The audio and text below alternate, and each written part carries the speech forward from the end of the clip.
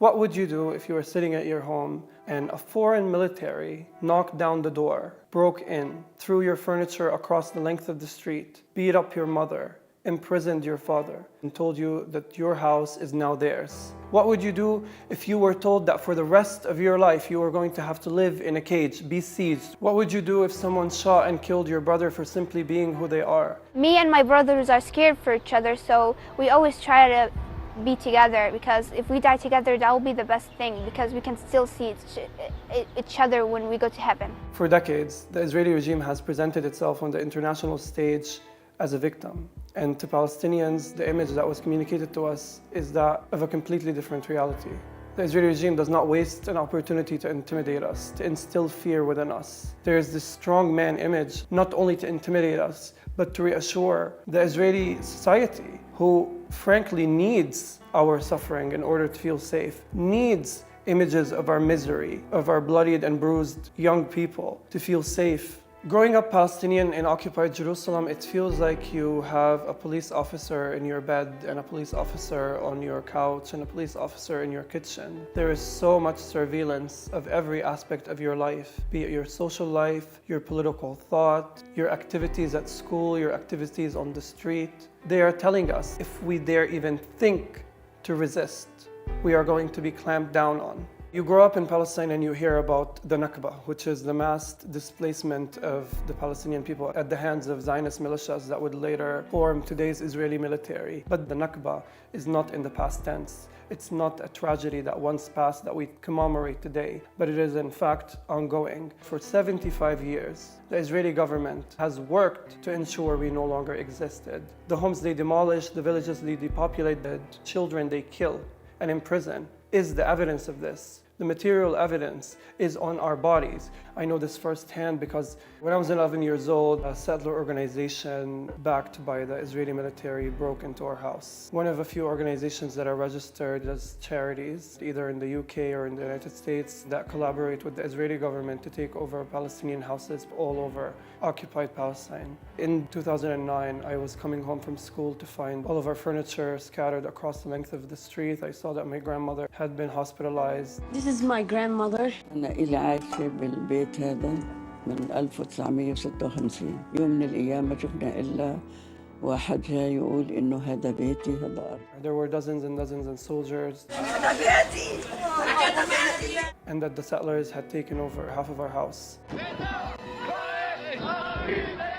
10 years later, they came back to take over the rest of our house and the rest of our neighborhood. Yaqub, you know this is not your house. Yes, but if I go, you don't go back. So what's the problem? Why are you yelling at me? I didn't do this. You are stealing my house. And if I don't steal it, someone else is going to steal it. It's quite an absurd situation to find yourself in, right? American or British nationals who are often fleeing fraud charges or sexual abuse charges who come to occupy Jerusalem to squat in our houses as if they are theirs by divine decree, as if God is some kind of real estate agent. There's only one sovereign body here. There's only one people that have a connection to this land. There is no such thing as a Palestinian people, no such thing as a Palestinian state, and there's no such thing as any sovereignty by anyone except the Jewish people here. Living on the brink of displacement almost distorts your sense of time. Your entire perception of the world and your reality becomes wrapped up in these court hearings and in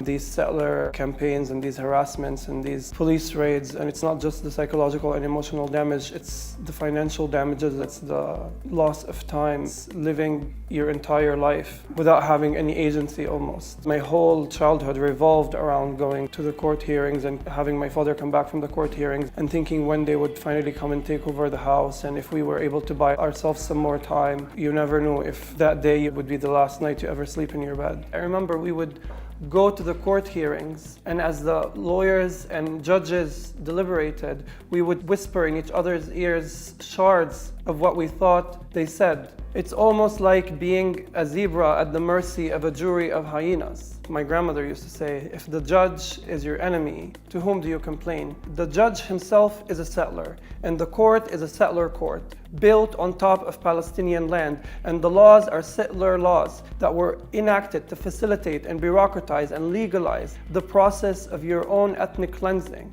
The fact that there are Palestinians who can smell the humidity of the sea from their kitchen windows but can never go to the sea because there are dozens of checkpoints that separate them from it is violence. The fact that there are Palestinian kids in Lebanon, in refugee camps, who listen to their grandparents detail their past lives in Jaffa, in Yafa, in Haifa, in Nazareth, who look at those photographs and yearn to visit but can never visit, is within itself violence. There are 5.3 million Palestinian refugees in refugee camps today who long to return to their homeland, and their exile is within itself violence. Our ability to remain steadfast on our land is a form of resistance. The fact that we get sent dozens and dozens of settlers who get salaries to sit in our front yards, to terrorize us, to make our lives a living hell. The fact that we have to deal with police brutality at all times. The fact that we have to deal with a myriad of laws and laws that are there to displace us, to ethnically cleanse us, to erase us, to silence us, to put us in jail, and yet we are able to continue is amazing. People like the word resilience, but I think we're very stubborn. And our ability to be steadfast and to stay where we are, and our ability to cope and deal with the horrors that none of these Americans or British nationals that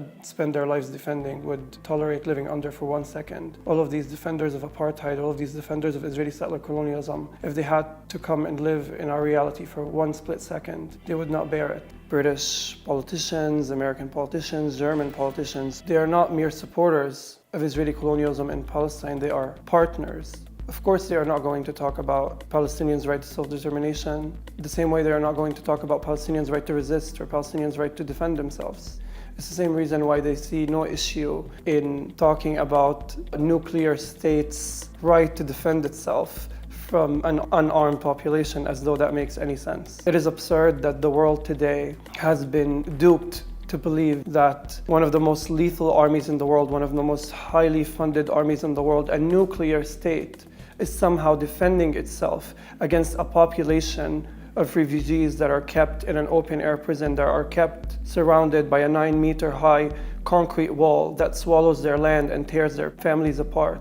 People hear the word colonialism and they think of something that is long gone in the past, and they don't realize that it exists in the present tense, in my front yard, in my neighborhood, on my street. There are Palestinian villages that today are being uprooted to be replaced by settler towns. There are Palestinian roads and cemeteries that are being desecrated to be replaced by military outposts and police departments. Colonialism is not something that the world has rid itself of.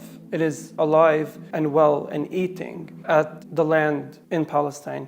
When we think of colonialism, all of us have a moral clarity. We know that it's bad, we outright reject it. And yet when we look at colonialism in Palestine today, this is a complicated issue, this is a nuanced issue, this is a touchy topic, it's a sensitive topic. We're not allowed to talk about it because it might ruin my career prospects. But need I remind you, across history, opposition to atrocities has not been met with applause. People who opposed injustices, who opposed colonialism, who opposed slavery, were not met with congratulations and red carpets and applause and awards. In fact, they were targeted and attacked and censored and smeared and persecuted. It is not easy to be on the right side of history. It takes courage. Ignorance is not the problem, it is inaction. Everything I've said here today has been said by hundreds, if not thousands, if not hundreds of thousands of Palestinians before me. And it is about time that something is done about the 75 years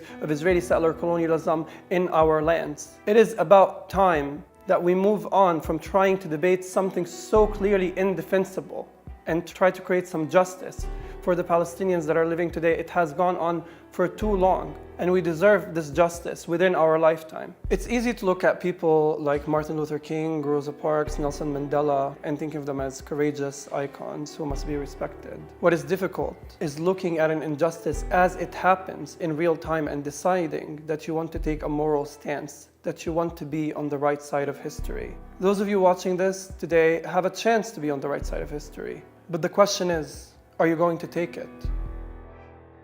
It's time for us to center Palestinian voices instead of completely coddling and uplifting the voices of Israeli politicians. Palestinians who live under occupation day in and day out have all of the analysis and the insight necessary. It's time for journalists to start doing their jobs by centering Palestinian voices instead of being stenographers and state secretaries for the Israeli regime.